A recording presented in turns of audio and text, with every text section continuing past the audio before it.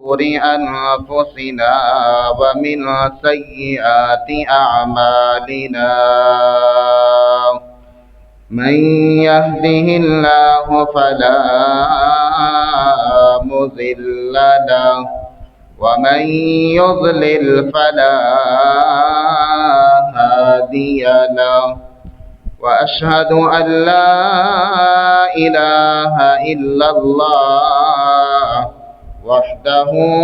لا شريك له وأشهد أن محمدا عبده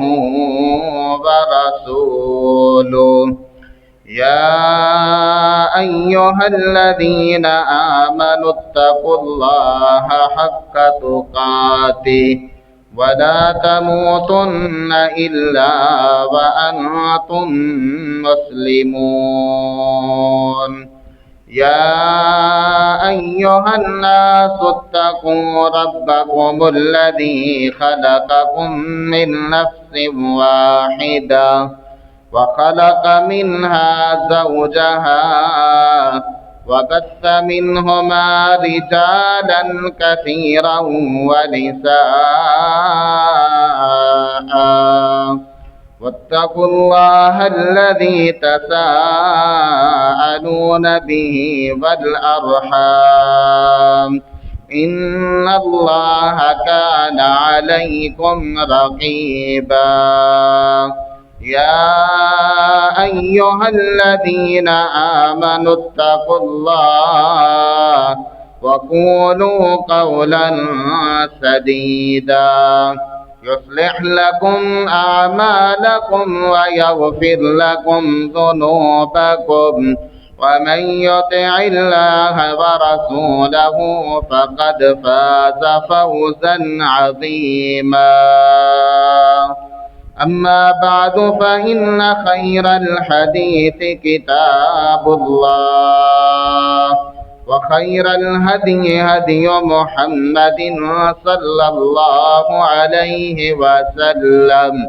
وشر الأمور محدثاتها وكل محدثة بدعة وكل بدعة ضلالة وكل ضلالة في النار. قال الله تبارك وتعالى في القرآن المجيد والفرقان الحميد من الشيطان الرجيم بسم الله الرحمن الرحيم إن عدة الشهور عند الله 12 شهرا في كتاب الله يوم خلق السماوات والأرض منها 4 حرم وقال النبي صلى الله عليه وسلم من عمل عملا ليس عليه أمرنا فهو رد.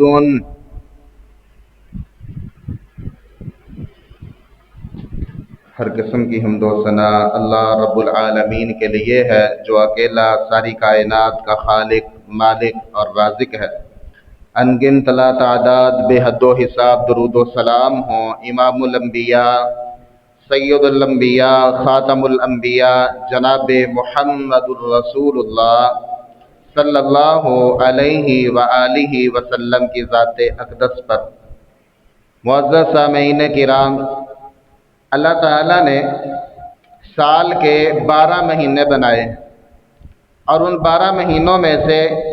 4 مہینوں کو حرمت والے قرار دیا ہے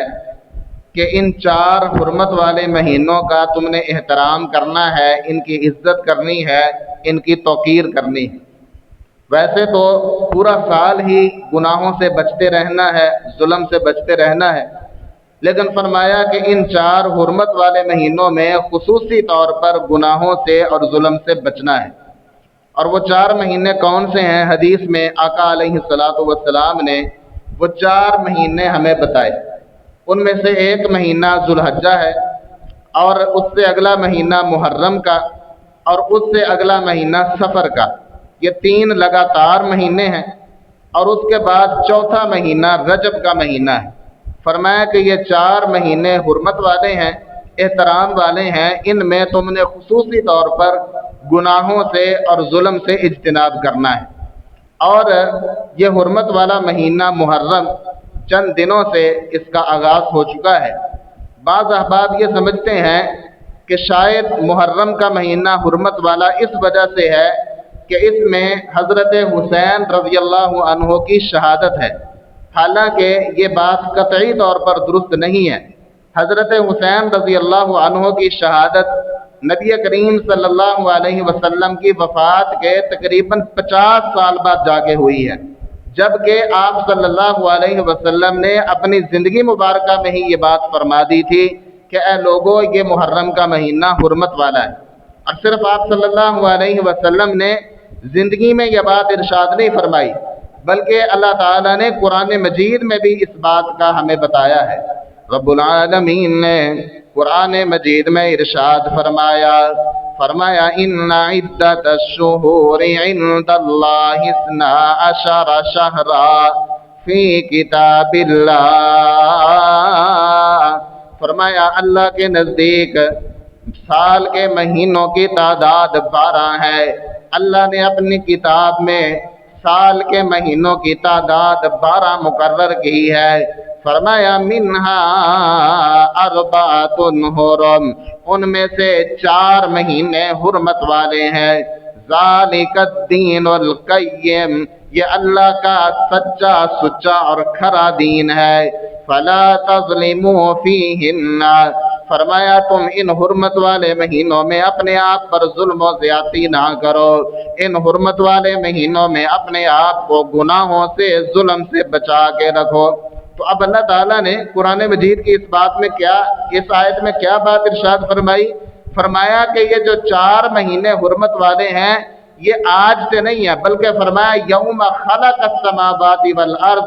جس دن سے اللہ نے زمین و آسمان کو پیدا کیا ہے اس دن سے اللہ نے ان 4 مہینوں کو حرمت والا رکھا ہے۔ لہذا سب سے پہلے تو ہمیں یہ اپنا مغالطہ دور کرنا چاہیے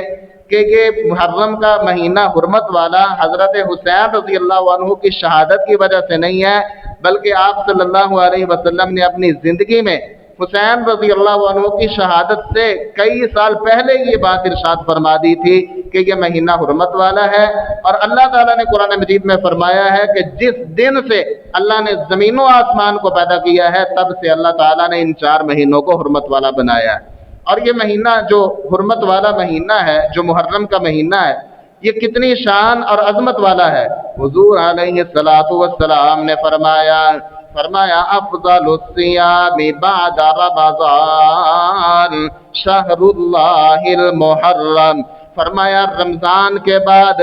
سب سے زیادہ فضیلت والے روزے اللہ کے مہینے محرم کے روزے ہیں۔ اب اس میں 2 باتیں خاص طور پر بیان ہوئی اس حدیث میں۔ ایک تو اس مہینے کو شہر اللہ کا مہینہ کہا گیا ہے، حالانکہ مہینے سارے ہی اللہ کے ہیں، لیکن اللہ کا مہینہ کہنے کی وجہ سے اس مہینے کی شان اور عظمت بڑھ گئی۔ جس طرح دیکھیے یہ جتنی مسجدیں ہیں تمام ممالک میں، پوری دنیا میں جتنی مسجدیں سارے ہی اللہ کے گھر ہیں، لیکن بیت اللہ کو ہم بیت اللہ کیوں کہتے ہیں؟ ہم اس کو کہتے ہیں کہ یہ بیت اللہ جی، یہ اللہ کا گھر ہے، حالانکہ ساری مسجدیں اللہ کے گھر ہیں، لیکن خانہ کعبہ کو بیت اللہ کہہ کر اس کی شان اور عظمت کو اجاگر کیا گیا ہے۔ اسی طرح مہینے سارے کے سارے اللہ کے بنائے ہوئے ہیں، لیکن محرم کو اللہ کا مہینہ کہہ کر اس کی شان اور عظمت کو اجاگر کیا گیا۔ اور دوسری بات کہ یہ مہینہ اتنی عظمت اور شان والا ہے کہ اللہ تعالیٰ نے رمضان کے بعد حضور علیہ الصلوۃ والسلام کے فرمان کے مطابق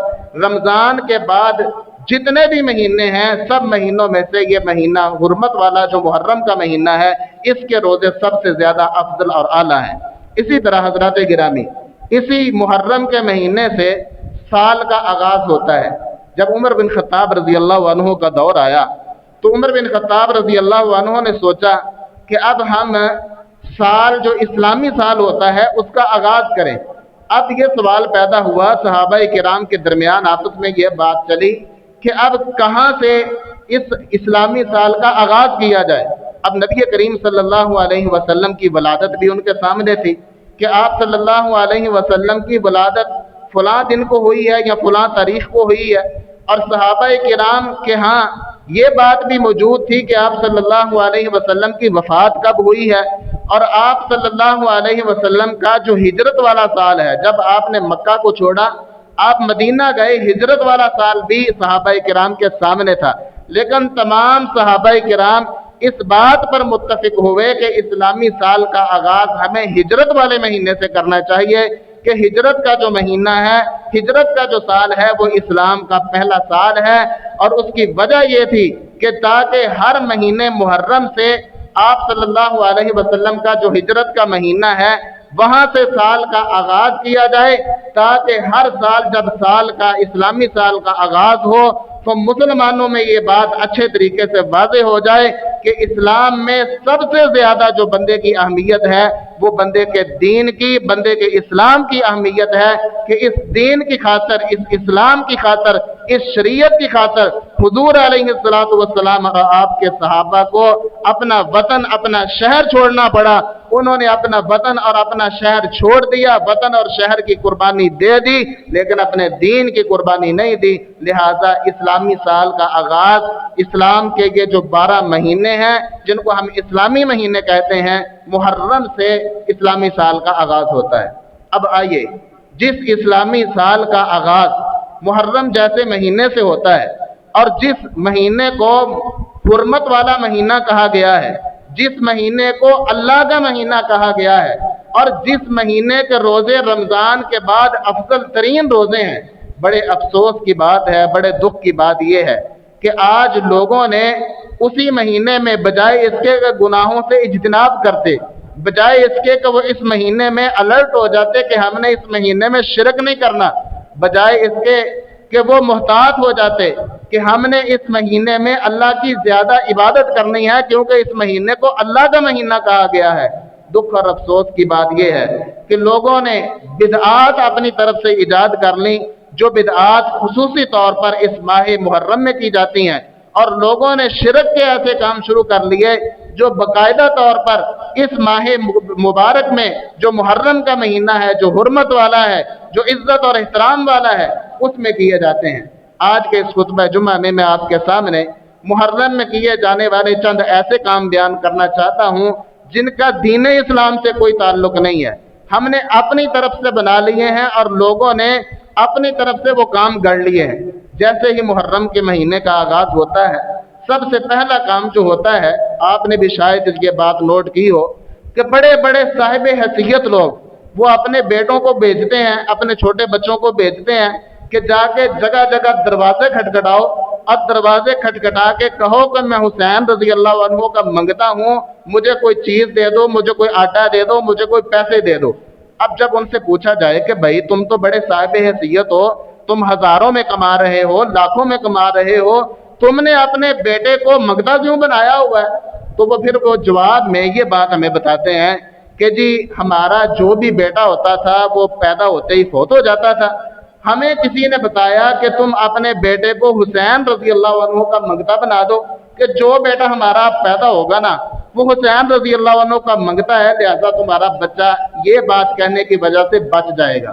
اب انہوں نے کہا کہ ہم نے یہ منت مانگ لی کہ جو بیٹا ہمارا پیدا ہوگا وہ حسین رضی اللہ عنہ کا منگتا ہے، تو ہمارا یہ بیٹا پیدا ہوا، یہ فوت نہیں ہوا، یہ بچ گیا، لہذا اب یہ حسین رضی اللہ عنہ کا منگتا ہے۔ سب سے پہلی بات تو یہ ہے، مجھے بتلائیے کہ قرآن مجید کی کس آیت میں یا حضور علیہ السلام کی کس حدیث میں ہمیں یہ بات کی تلقین کی گئی ہے کہ آپ اپنے بیٹوں کو حسین رضی اللہ عنہ کا منگتا بنا دو، اور پھر صاحب حیثیت ہو کر، پیسے والے ہو کر جگہ جگہ دروازے کھٹکھٹا کے مانگنا، کیا شریعت اس بات کی اجازت دیتی ہے؟ حضور علیہ السلام نے فرمایا جو بندہ صاحب حیثیت ہے، جان بوجھ کے لوگوں سے سوال کرتا ہے، لوگوں کے سامنے اپنے ہاتھ پھیلاتا ہے، آقا علیہ السلام نے فرمایا کل قیامت والے دن اللہ کی بارگاہ میں آئے گا، اللہ کا دربار میں آئے گا، اس کے جسم پر ماس کوئی نہیں ہوگا، اللہ کو یہ بندہ اتنا گھٹیا لگتا ہے، اللہ کو یہ بندہ اتنا ناپسند ہے۔ تو صاحب حیثیت ہونے کے باوجود جگہ جگہ پہ دروازے کھٹکھٹا کے مانگنا، بھیک مانگنا اور سوال کرنا، اس بات کی اجازت کس نے دی ہے؟ پھر حسین رضی اللہ عنہ ہمارے لیے انتہائی قابل عزت، انتہائی قابل احترام ہے۔ آپ نے وہ میرے دروس سنے ہوئے ہیں جو پورا ہفتہ میں نے الحمدللہ سیدنا حسن رضی اللہ عنہ، سیدنا حسین رضی اللہ عنہ کی شان اور عظمت میں درس دیے ہیں۔ ان کی شان اور عظمت مسلم ہے، اور جو بندہ ان کی شان اور عظمت کا انکار کرتا ہے اس کا ایمان خطرے میں ہے۔ لیکن حسین رضی اللہ عنہ کا منگتا بنا دینا، کیا اسلام اس کی اجازت دیتا ہے؟ قرآن نے ہمیں کیا عقیدہ دیا؟ آئیے قرآن مجید کی آیت پر غور کریں۔ رب العالمین نے قرآن مجید میں ارشاد فرمایا یا ایھا الناس انتم الفقراء الی اللہ، اے لوگو تم سارے کے سارے اللہ کے فقیر ہو، سارے کے سارے اللہ کے در کے محتاج ہو، اے لوگو تم سارے کے سارے اللہ کے منگتے ہو، اللہ سے مانگا کرو، اللہ سے سوال کیا کرو۔ اب قرآن نے عقیدہ کیا دیا کہ تم سارے کے سارے کس کے منگتے ہو؟ اللہ کے منگتے ہو، سارے کے سارے اللہ کے فقیر ہو۔ اور انہوں نے اپنے بیٹوں کو حسین رضی اللہ عنہ کا فقیر بنا دیا، یعنی انہوں نے بالکل قرآن مجید کی آیت کے مخالف کام کیا، اور جو عقیدہ ہمیں قرآن نے دیا ہے اس عقیدے کو ختم کر کے انہوں نے اپنی طرف سے بات بنا دی۔ پھر یہاں ایمانداری سے بتلائیے، مسلمانوں کا چھوٹے سے چھوٹا بچہ بھی ہے نا، تو وہ بھی آپ کو بتلائے گا کہ موت اور حیات، موت اور زندگی اس کا مالک اللہ تعالیٰ ہے۔ اللہ تعالیٰ کے علاوہ کوئی بندے کو زندگی نہیں دے سکتا، اور اللہ کے علاوہ کوئی بندے کو مار نہیں سکتا۔ ساری کی ساری دنیا بندے کو مارنے پر آ جائے، لیکن اللہ نے اپنے پاس یہ نہ لکھا ہو کہ اس بندے کی موت ہے، یقین مانیے اس بندے کو کوئی موت نہیں دے سکتا۔ یہاں لوگوں نے کیا عقیدہ بنایا کہ نعوذ باللہ پہلے بیٹا بچتا نہیں تھا، اب ہم نے حسین رضی اللہ عنہ کا منگتا بنا دیا، تو اب حسین رضی اللہ عنہ نے ہمارے بیٹے کو زندگی بخش دی، انہوں نے موت سے بچا لیا۔ تو یہ عقیدہ سراسر قرآن و حدیث کے مخالف ہے۔ اللہ تعالیٰ نے اس بات کا واضح طور پر قرآن مجید میں آرڈر دیا ہے، ارشاد فرمایا ہے۔ اللہ تعالیٰ نے فرمایا ہے لوگوں، بیٹے اور بیٹیاں دینا اور بیٹے اور بیٹیاں ملا کے عطا کرنا اور کسی کو کچھ بھی نہ دینا، یہ سارے کے سارے کام اللہ تعالیٰ کے اختیار میں ہیں، لہٰذا ایسے کاموں سے اجتناب کرنا چاہیے جو رسول اللہ صلی اللہ علیہ وسلم نے نہیں کیے، جو آقا علیہ الصلوۃ والسلام نے اور آقا کے صحابہ نے نہیں کیے، ایسے کاموں سے ہمیں اجتناب کرنا چاہیے، اور جو کام ہمارے شریعت کے مخالف ہیں ہمیں ان کاموں سے بچنا چاہیے۔ اسی محرم کے مہینے میں جو بڑا عزت والا، احترام والا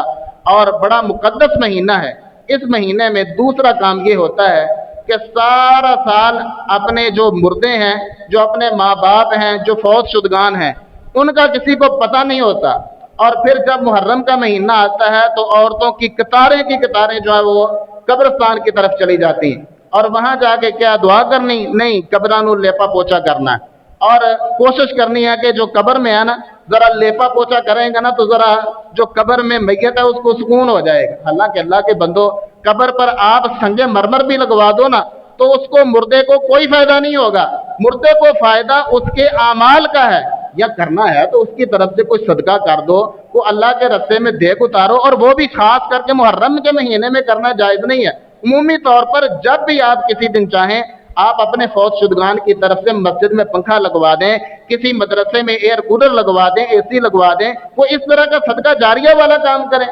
لیکن محرم کا مہینہ شروع ہوتا ہے اور عورتوں کی قطاریں جو ہیں وہ قبروں کا پکا ہو رہا ہے، اور قبریں لیپا پوچھا ان کا کیا جا رہا ہے۔ حضور علیہ الصلوۃ والسلام نے ارشاد فرمایا اے لوگوں، میں تمہیں اس بات سے منع کرتا ہوں ان یجسس القبر،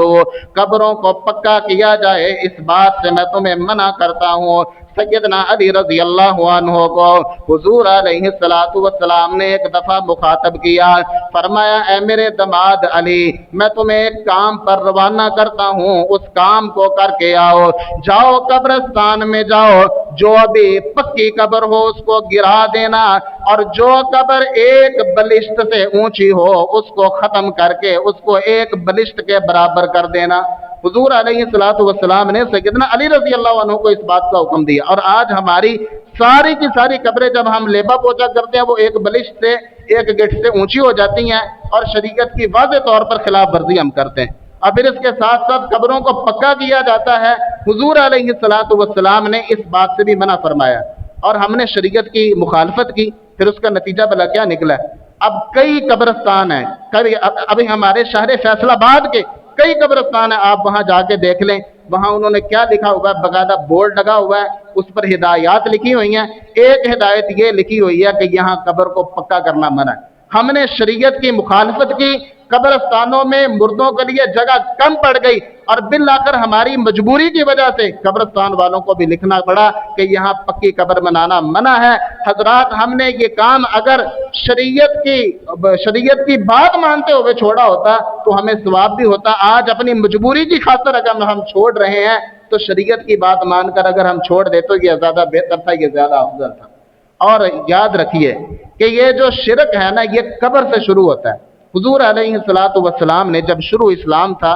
آپ صلی اللہ علیہ وسلم نے صحابہ کو منع کر دیا، چونکہ ابھی عقیدہ یعنی ابھی عقائد لوگوں کے اتنا پختہ نہیں تھے، ابھی اسلام شروع ہوا تھا۔ نبی صلی اللہ علیہ وسلم نے منع فرما دیا، لوگوں قبرستان نہیں جانا۔ پھر جب حضور علیہ الصلوۃ والسلام نے دیکھا کہ اب لوگوں کے عقیدے پکے اور مضبوط ہو چکے ہیں، پھر آپ نے فرمایا، لوگوں میں نے تمہیں قبرستان جانے سے روکا تھا، اب فزوروہا، تم قبرستان جایا کرو، قبرستان کی زیارت کیا کرو، فإنہا تذکر الآخرہ، قبرستان جاؤ گے تمہیں اپنی آخرت یاد آ جائے گی۔ لیکن قبرستان میں جا کر اپنے مردوں کے لیے، اپنے فوت شدگان کے لیے دعا کرنا، یہ تو ٹھیک عمل ہے، اور وہ محرم کے خاص مہینے میں جا کے کرنا، سارا سال ہمیں پتہ ہی نہ ہو کہ میرے والد صاحب فوت ہوئے ہیں، میرے دادا جی یا نانا جی فوت ہوئے ہیں، یہ کتنی بڑی بدقسمتی ہے۔ اور سال میں ایک مہینہ قبرستان جا کے ہم کہتے ہیں کہ ہم نے اپنے فوت شدگان کے لیے دعا کا حق ادا کر دیا۔ اللہ کے بندو، سال کے سارے مہینوں میں جایا کرو، اپنے دادا کے لیے، دادی کے لیے، نانا نانی کے لیے، ماں باپ کے لیے،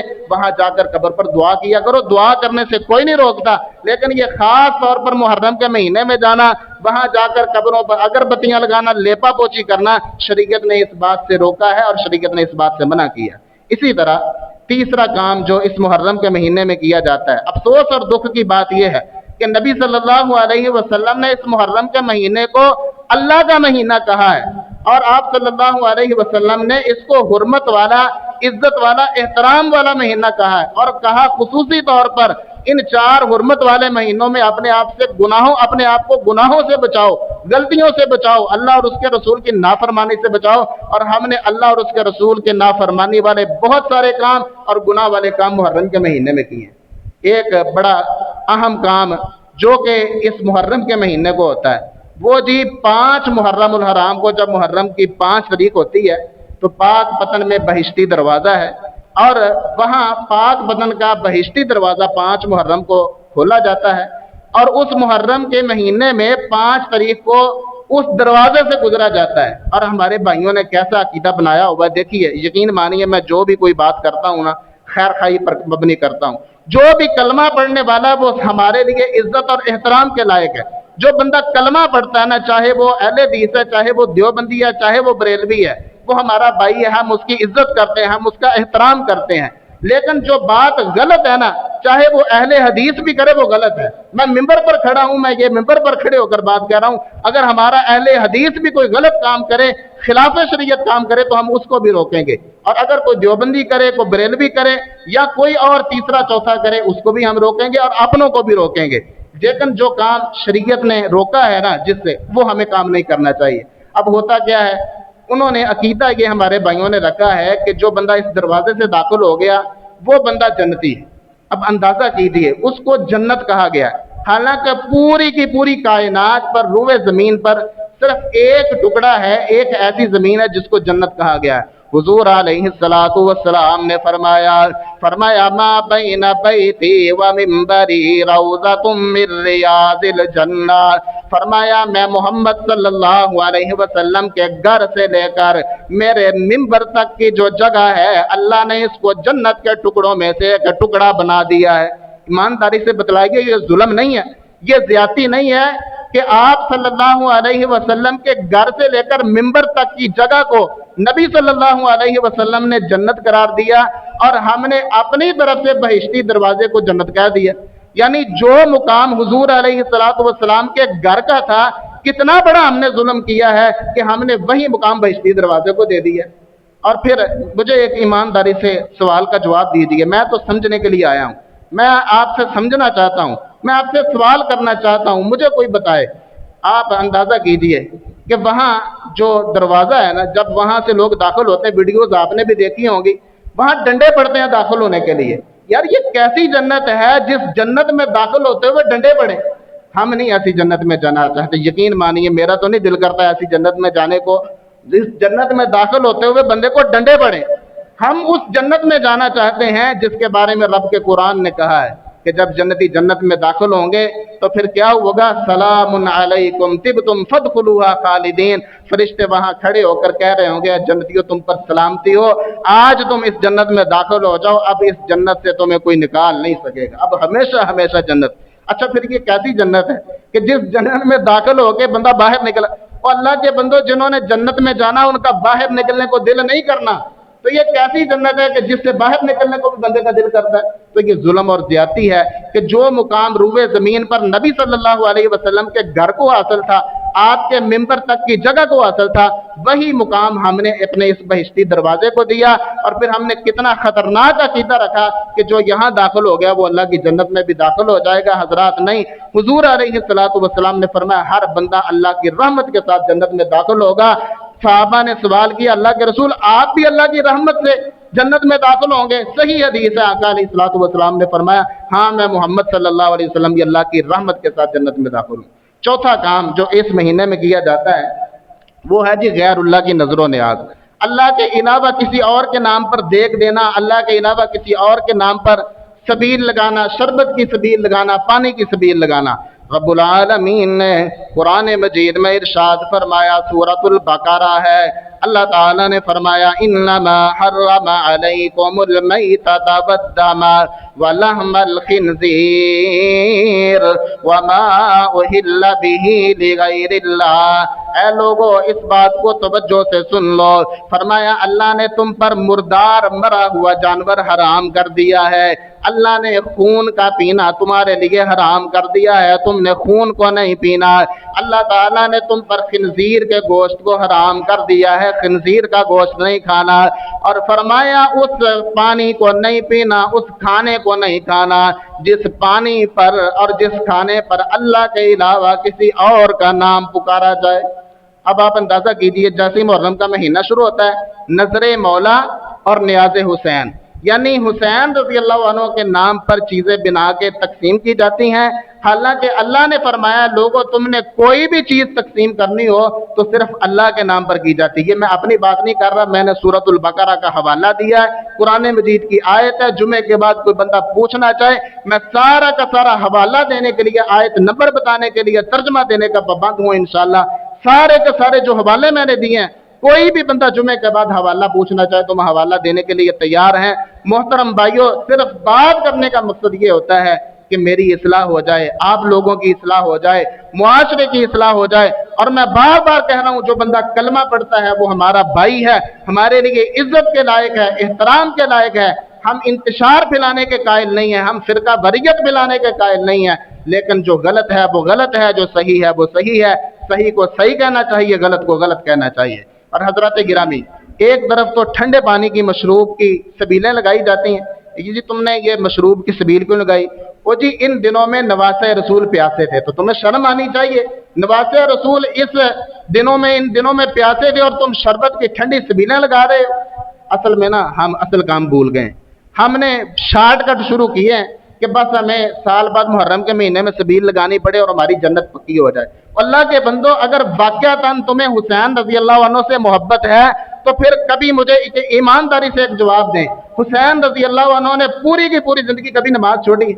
لیکن ہم سبیلیں بانٹنے میں مصروف ہوتے ہیں اور ہماری نمازیں ضائع ہو رہی ہوتی ہیں، کتنے بڑے دکھ کی بات ہے۔ اگر واقعتاً محبت کرنی ہے حسین رضی اللہ عنہ سے تو اس طرح کرو جس طرح ساری زندگی انہوں نے نماز نہیں چھوڑی، تم بھی نماز نہ چھوڑو۔ اور حضرات گرامی، یہ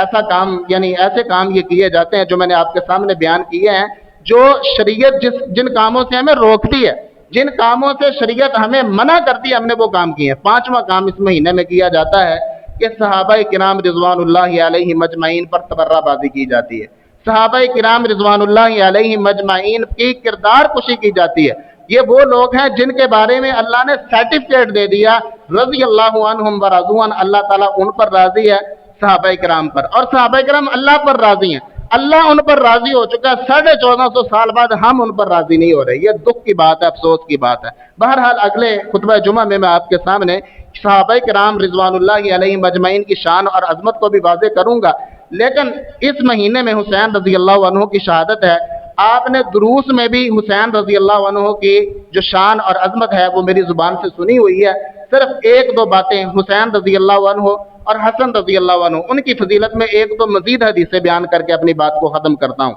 नबी करीम सल्लल्लाहु अलैहि वसल्लम